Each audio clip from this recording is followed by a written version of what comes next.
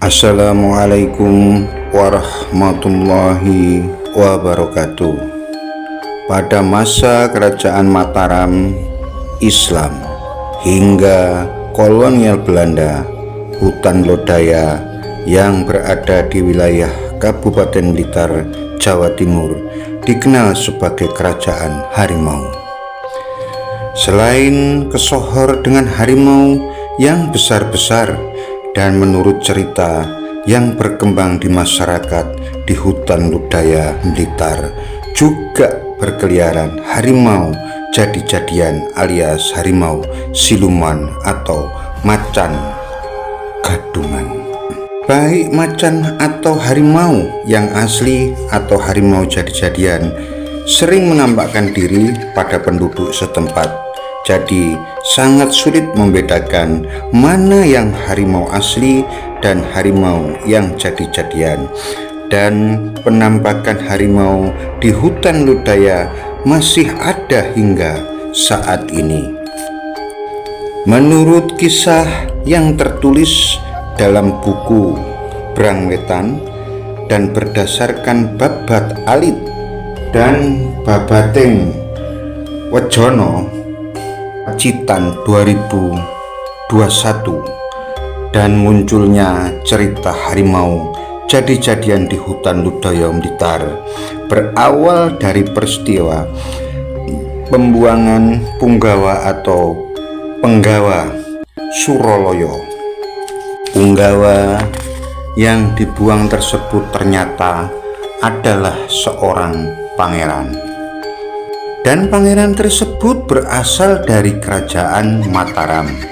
Punggawa Suroloyo atau Punggawa yang dibuang tersebut adalah putra Pakubuwono I pada tahun 1704 hingga 1719. Beliau dibuang karena dianggap akan memberontak dan merebut tahta kerajaan Mataram Islam.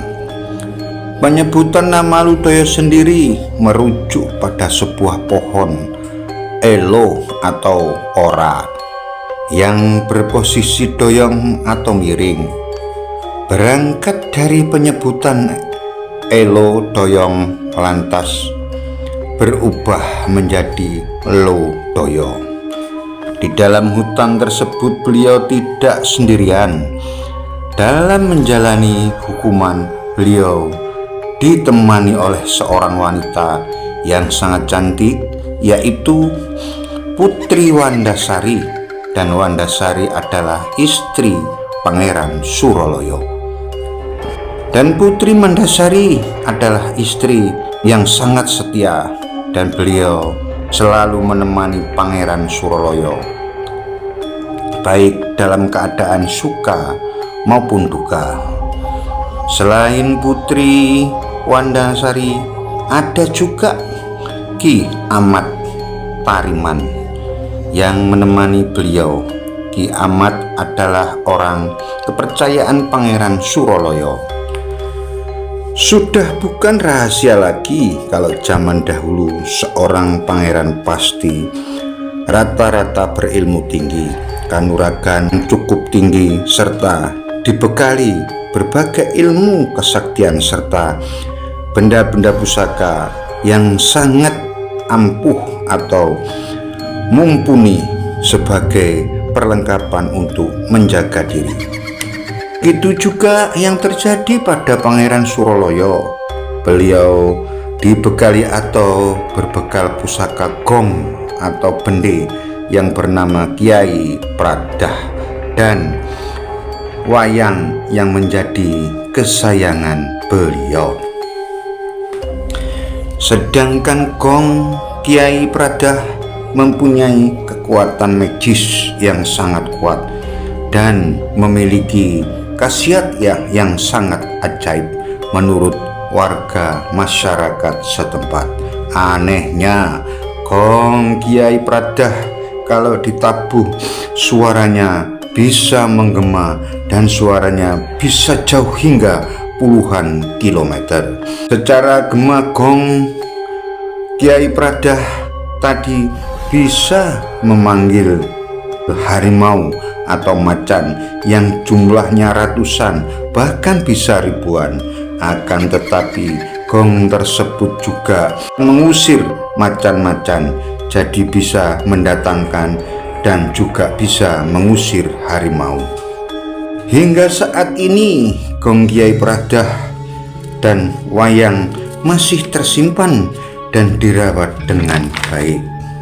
Gong Kiai Pradah beserta wayang pada setiap bulan Suro, penanggalan Jawa atau Muharram, tahun baru Islam, pusaka gong selalu dicamas atau dibersihkan oleh pemerintah Blitar. Kesaktian Pangeran Suroloyo adalah beliau bisa merubah dirinya menjadi harimau atau macan dengan menggunakan atau membaca mantra Aji Panguripan. Jadi apabila beliau atau Pangeran Suroloyo sudah membaca mantra tersebut, dirinya akan berubah menjadi harimau, akan tetapi harimau jadi-jadian atau harimau siluman. Dalam hukuman buang, Pangeran Suroloyo atau Sang Prabu bertemu dengan sepasang orang tua. Kemudian kedua orang tersebut diajak tinggal bersama di dalam hutan Lutoyo, dan orang tersebut menjadi abdi Pangeran Prabu. Kemudian kedua orang tadi diajarkan mantra panguripan agar mereka berdua dapat merubah wujud menjadi harimau pula.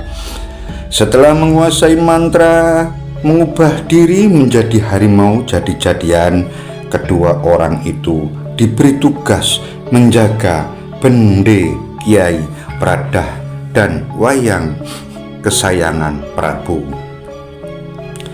Gong Kiai Pradah dan wayang kesayangan Sang Prabu disimpan di sebuah tempat yang sangat khusus.